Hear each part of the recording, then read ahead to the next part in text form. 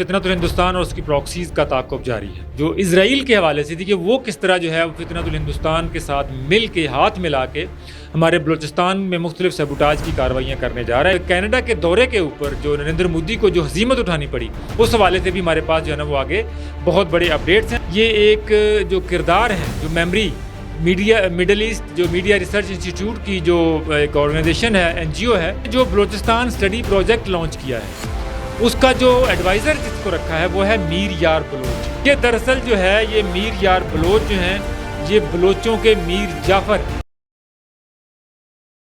फितनतुल हिंदुस्तान और उसकी प्रॉक्सीज़ का ताक़ुब जारी है।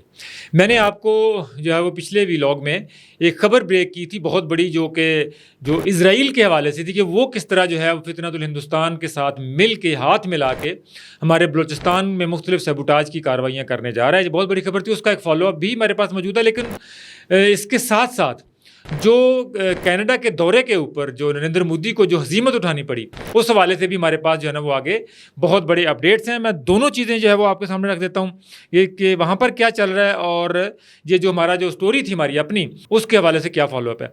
उस स्टोरी में मैंने आपको बताया था कि जनाब ये एक जो किरदार हैं, जो मेमरी मीडिया मिडल ईस्ट जो मीडिया रिसर्च इंस्टीट्यूट की जो एक ऑर्गेनाइजेशन है, NGO है, उसने जो बलूचिस्तान स्टडी प्रोजेक्ट लॉन्च किया है, उसका जो एडवाइज़र जिसको रखा है वो है मीर यार बलोच। अब थोड़ा सा ज़रा मीर यार बलोच को मैं थोड़ा सा ज़रा एक्सपोज करना चाहता हूँ। अगर आप वहाँ पे जो मेमरी की वेबसाइट है उस पर अगर जाके आप देखेंगे तो जनाब इनका बड़ा कूल सा एक कह लें कि इसका बायो लिखा हुआ है कि ये जनाब रिसर्चर हैं, ये मुसन्नफ़ हैं, ये अदीब हैं, बट लेकिन इनकी जो रियल फेस है उसको अगर देखें, मैं आपको बताता हूँ आपको ये कौन है। ये दरअसल जो है ये मीर यार बलोच जो हैं, ये बलोचों के मीर जाफ़र हैं, बल्कि मीर जाफ़र से भी कोई गंदा किरदार है ये बलोचों का। आप थोड़ा सा ज़रा इसको डिग करेंगे तो आपको पता चलेगा। इस शख्स ने इसका एक्स हैंडल भी मैं एक्सपोज करता हूँ कि वहाँ पे किस किस के साथ नेक्सस है इसका। ये पूरी प्रॉक्सीज आपको पता है ना फॉर्मेशन में चलती हैं, वो भी बताता हूँ। और जनाब ये मीर यार बलोच ने इधर जब यौम तकबीर हम मना रहे थे, जब हम जो है वो पाकिस्तान जो है वो एटमी कुव्वत बनने की खुशी मना रहा था, और इस साल तो आपको पता है कि हमने हिंदुस्तान को जो है वो ज़रा कोई चपेड़ें कराई थी। उसके बाद हमारी जो खुशी जो है और जो इसकी कह लें कि और भी इसमें इजाफा हुआ था, और दुनिया को और हमें सब ने जो है वो यौम तशक्कुर के तौर पर इसको मनाया था। ऐन उस वक्त जब हम पूरा पाकिस्तान यौम तकबीर की खुशी मना रहा था, ये मीर यार बलोच जो हैं ये उस वक्त नरेंद्र मोदी फितनतुल हिंदुस्तान के प्रधानमंत्री श्री नरेंद्र मोदी को एक लंबा चौड़ा ख़त लिखा। ख़त में जनाब इन्होंने लिखा कि जी कि आप जो है ये देखें, इन्होंने जनाब बलूचिस्तान पे एटमी तजर्बा करके वहाँ पर बलूचिस्तान के वसाइल को ये कर दिया वो कर दिया, और इसने जनाब दरख्वास्त की, इसने जनाब नरेंद्र मोदी से दरख्वास्त की कि आप जनाब पाकिस्तान के ऊपर जो है ना वो हमला कर दें, एटमी हमला करके इस पाकिस्तान के पूरे जो न्यूक्लियर प्रोग्राम है उसको। अब देखें, ख्वाहिशें देखें, मुतालबे देखें इस मीर जाफ़र के। और उस दिन फिर पूरा जब कोऑर्डिनेशन है ना पूरी रॉ की, इधर से ये ख़त ड्राफ्ट करवाया, दो तीन सफ़ों का लंबा चौड़ा नरेंद्र मोदी के नाम, उसके साथ जब पूरा हिंदुस्तान का मीडिया जो है इनके लिए हाजिर कर दिया गया। और पूरा दिन ये जो बलोच और ये सेपरेट ये जो लोग हैं जो पाकिस्तान की रियासत के ख़िलाफ़ लड़ रहे हैं, इन्होंने जनाब हिंदुस्तानी मीडिया ने जनाब पूरी तरह उसका जब ढोल पीटा। ये हो गया जनाब इसके ख़त के तो जिक्र। उसके बाद जनाब आगे आ जाएं। अब एक्स के ऊपर जनाब मीर यार बलोच किस किस के साथ कोऑर्डिनेशन है, किस किस के साथ गठजोड़ है, वही मैं पहले एक्सपोज कर चुका हूँ। कौन? आदित्य राज कौल। आदित्य राज कौल जो ट्वीट करेगा, BLA की ट्वीट रॉ के पास, रॉ से आदित्य राज कौल, और आदित्य राज कौल से फिर ये मीर यार बलोच। ये पूरा एक पूरा आपको नेक्सस और एंगल बनता हुआ नजर आएगा कि कहाँ से ट्वीट जो है वो किधर जाती है, कौन कौन जो है उसको आगे रीपोस्ट करता चला जाता है। एक ये जनाब आदित्य राज कौल, और दूसरे जनाब चाणक्य फोरम वाले मेजर गौरव आर्या। आप इनकी एक्स की टाइमलाइन पे जाएं मीर यार बलोच की, आपको जो दोनों शख्स हैं वो इनके साथ हैंड्स एंड ग्लोव्स होते हुए नज़र आएंगे। ये एक दूसरे की जो ट्वीट्स हैं उनको रीपोस्ट करते हुए ये नज़र आएंगे। ये आप इनका जो है वो ये पूरी तरह। और फिर और फिर जो मेमोरी का पूरा जो नेक्सस है उसको भी जनाब मीर यार बलोच अपने एक्स हैंडल पे जो है ना वो प्रमोट करते आपको नजर आएंगे। ये सारा कुछ जो है वो आप इसको जाके इनकी एक मीर यार बलोच की एक्स टाइमलाइन पे जाएंगे तो आपको पूरी तरह वहाँ पे सारे सबूत मिल जाएंगे। तो ये जनाब मीर यार बलोच हैं, ये लोग जो कि भेस इनका है जनाब जी कि हम मुसन्नफ़ हैं, हम जनाब ह्यूमन राइट्स के लिए काम करते हैं, लेकिन असल चेहरा इनका जो है वो रॉ की प्रॉक्सी बनना, और अब इस खित्ते में जो नई प्रॉक्सी इजराइल की शक्ल में मिडल ईस्ट रिसर्च इंस्टीट्यूट की शक्ल में जो आई है, जिन्होंने बलूचिस्तान का प्रोजेक्ट लॉन्च किया है। मैंने आपको बताया था पिछले वीलॉग में कि 1997 से ये जो है एनजीओ, इजरायली एनजीओ काम कर रही थी, कब बनी हुई थी मिडल ईस्ट के नाम पर, सिर्फ ईरान के में सबूटाज की कार्रवाइयाँ, जहाँ पर जो नेटवर्क डेवलप कर रहे थे, स्लीपर सेल जो बना रहे थे, जसूस बना रहे थे। और अब जब ईरान ने भी थोड़ी बहुत जो है ना वो ढील दी हुई थी चाबहार की सूरत में, पूरा नेटवर्क डेवलप हो गया। अब जब ईरान पे बुरा वक्त आया है तो ये तमाम लोग स्लीपर सेल एक्टिव होके अब सबूटाज की कार्रवाइयाँ कर रहे हैं। ग्राउंड से रियल टाइम इंफॉर्मेशन जो है ना वो मुसाद के लिए जो है ना वो इकट्ठी करके उनको दे रहे हैं और यहाँ पे पर्सनैलिटी को असैसिनेट करा रहे हैं ये। और अब ईरान ने भी जो है ये लोगों को गिरफ्तार किया है, उनमें से बहुत अक्सरियत जो है वो इसी रॉ से जुड़े हुए जो लिंक हैं उनकी सामने आ रही है। ये जनाब हो गया एक्सपोज मीर जाफर बलोच, दरअसल है मीर यार बलोच नहीं है। ये वाली बात हो गई। उसके बाद एक और बड़ा धचका श्री प्रधानमंत्री फितरतुल हिंदुस्तान के प्रधानमंत्री नरेंद्र मोदी को जो है वो कनाडा से लगा है। एन उस वक्त जब जनाब कनाडा का दौरा करके जो नरेंद्र मोदी जो है वो वापस अभी वहाँ से गया नहीं था, वहाँ से सिर्फ कभी क्रोएशिया पहुँचा था, तो पीछे से जो कनाडा की जो इंटेलिजेंस एजेंसी है उसने एक भरपूर एक कम्प्रीहेंसिव रिपोर्ट ऑफिशियली जारी की है। और इस रिपोर्ट को जनाब रॉयटर ने इस रिपोर्ट को पूरी तरह पब्लिश किया है। ये रिपोर्ट क्या कह रही है? ये रिपोर्ट जो है वो पूरी तरह एक फर्द जुर्म है, एक पूरी तरह अपना कह लें कि हिंदुस्तान के ऊपर फर्द जुर्म आयद कर दी है। ये रिपोर्ट कहती है जनाब India is a perpetrator of foreign interference. Canada की इंटेलिजेंस की रिपोर्ट पूरा डोजियर पूरी जनाब सबूतों के साथ, India is a perpetrator of foreign interference, Canadian intelligence agency says.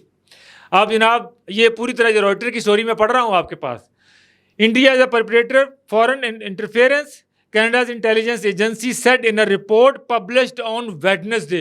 ये जनाब ये कल की बात है, अभी ये पूरी रिपोर्ट उन्होंने जो है वो पब्लिश की है। ये रिपोर्ट आगे क्या कहती है? ये जनाब कहती है the intelligence report noted transnational repression plays a control role in India's activity in Canada. ये जनाब मैंने आपको पिछले वीलॉग में ये बात भी बताई थी कि जो इलामिया आया G7 का वो भी पूरी की पूरी तरह जो है ना वो हिंदुस्तान के ऊपर फर्द जुर्म है, क्योंकि ट्रांसनेशनल जो रिप्रेशंस हैं उसको ख़ास तौर पे जो है इस्लामिया में भी जगह दी गई। और ये जो इंटेलिजेंस रिपोर्ट है इसकी अपने कनाडा की नेशनल सिक्योरिटी की, उसमें भी जनाब बताया गया कि जनाब ये जो हिंदुस्तान की जो कार्रवाइयाँ हैं वो कनाडा के लिए ही ख़तरा नहीं है बल्कि अब पूरी दुनिया के लिए ख़तरा है।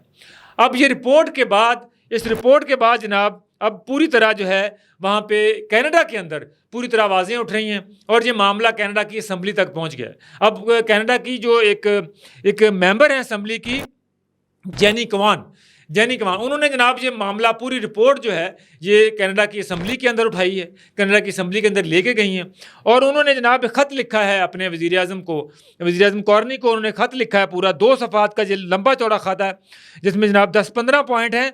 और ये इस 15 पॉइंट में जनाब उन्होंने इस मेंबर असम्बली ने जनाब कहा है, एक तो उन्होंने कहा जी कि पूरी तरह जो हिंदुस्तान की इन्वॉल्वमेंट है कैनेडियन सॉइल पे सैबोटाज की, वो बिल्कुल अब हमारी जो एजेंसी नेशनल जो इंटेलिजेंस एजेंसी है उसने भी अब वाज़े कर दिया है। तो अब वो कह रहे हैं कि कैनेडियन की गवर्नमेंट को, कैनेडियन हुकूमत को पूरी तरह पब्लिक इंक्वायरी करवानी चाहिए। अब कनाडा में इन कार्रवाइयों की पब्लिक इंक्वायरी का जो है वो डिमांड जो है वो सामने आ गया है और ये असम्बली में मामला हुआ है। इसके साथ साथ इन्होंने ये भी कहा है कि जो हिंदुस्तान का जो बिश्नोई गैंग है उसके ऊपर भी जो है ना वो उसको भी जो है इंटरनेशनली इसको टेररिस्ट ऑर्गेनाइजेशन करार दी जाए। कल भी मैंने आपको बताया था कि जो बिश्नोई गैंग की जो बात जो ब्रिटिश कोलंबिया के जो प्रीमियर हैं डेविड एबे, उन्होंने तो जनाब वज़ीर आज़म जो इनके प्रधानमंत्री नरेंद्र मोदी हैं उनसे मुलाकात के अंदर उन्होंने ये बात की। उन्होंने कहा जी कि आपने जो बिश्नोई गैंग हिंदुस्तान में पाला हुआ है और आपको सबको मालूम है कि बिश्नोई गैंग जो है ये इसको आरएसएस की आशीर्वाद हासिल है, इसको इंडियन रॉ की आशीर्वाद हासिल है, इसको जनाब जो है ना वो हिंदुस्तानी गवर्नमेंट की आशीर्वाद हासिल है। वरना कैसे हो सकता है जनाब कि आपका जनाब एक गैंग का बंदा आपने जो लॉरेंस बिश्नोई को पकड़ के जेल में डाला हुआ है, जेल में रखा हुआ है, और उसके बावजूद भी जनाब सिद्धू मूसेवाला का कत्ल भी होता है, उसके बावजूद जनाब सलमान खान के घर पे भी फायरिंग होती है, और उसके बावजूद जनाब तिहाड़ जेल के अंदर ही जनाब जो यूपी के जो एमपीएज हैं उनको भी कत्ल करवाया जाता है, और उसके बावजूद जनाब जो यूपी में अपना पुलिस कस्टडी में अतीक और अशरफ दो भाई हैं जो एमपी थे अपना उत्तर प्रदेश असम्बली के, उनको जनाब दिन दिहाड़े पुलिस कस्टडी में जो है वो कत्ल करवाया जाता है। तो इससे साबित होता है कि जो बिश्नोई गैंग है ये ऑफशूट है रॉ का, और ये सारी जो कार्रवाइयाँ रॉ जो है इसके थ्रू करवाती है, इसके ऊपर कोई रोक टोक नहीं है, इसके ऊपर जो धमकियाँ देते हैं लोगों को, वहाँ पे एक्सटॉर्शन का काम करते हैं, कोई रोक टोक नहीं, क्योंकि आरएसएस की छतर छाएं मोहन भगवत के नीचे जो ग्रोह जो है ये काम कर रहा है, लेकिन इसको पनाह मिल सकती है हिंदुस्तान के अंदर।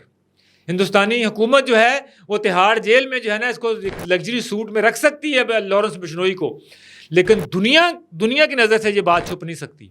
अब मामला कनाडा में ब्रिटिश कोलंबिया में पूरी तरह उठा है सबूतों के साथ, और इस बिश्नोई गैंग के ऊपर जो है पाबंदी लगाने की और दहशतगर्द इसको डिक्लेयर करने की जो ना वो मुतालबा किया जा रहा है। और अब ये मामला कनाडा की जो है वो असम्बली के ऊपर जो है वो पहुंच चुका है, और हमें उम्मीद है कि कनाडा के आने वाले दिनों में कनाडा की तरफ से मज़ीद जो है वो प्रेशर हिंदुस्तान की तरफ जाएगा, और ये शर्त रखी जाएगी कि अगर हिंदुस्तान ने कनाडा के साथ पहले जैसे जो रवाबत हैं, जो ताल्लुकात हैं उनको बहाल करना है, सफारती ताल्लुकात को बहाल करना है, तो उसको कम से कम ये इकदाम करने पड़ेंगे कि अपनी जो प्रॉक्सीज़ हैं, ट्रांसनेशनल जो प्रॉक्सीज़ का काम करवाता है हिंदुस्तान कनाडा में और बाकी जगहों पे, तो जनाब उसको इन पे पाबंदी लगानी पड़ेगी।